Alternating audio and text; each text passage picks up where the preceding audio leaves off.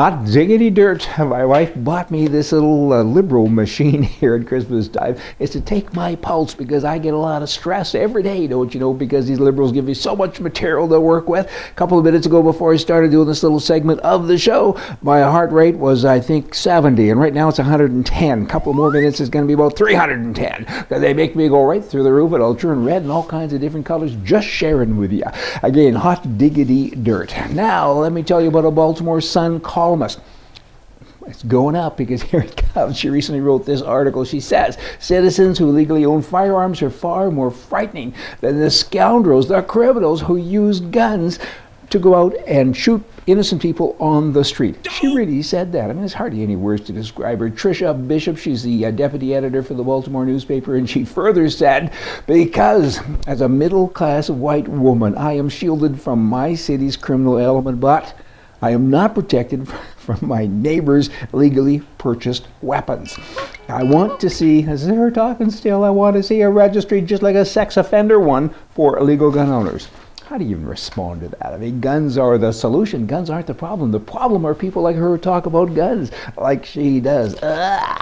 Hey, now let me tell you about Mexico. 60,000 people were murdered in Mexico between 2006 and 2012. That works out to 10,000 murders a year, which is about 30 murders each and every day.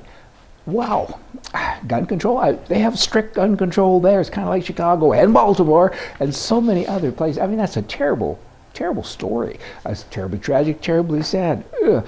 A lot of people talk about gay people, right? I mean, transgenders, and don't give them mental health things and all of the rest of it. Just make sure that we give them separate bathrooms. Everyone's always talking about it. Less than 1% of the population is gay, and they capture about 80 to 85% of all of the press.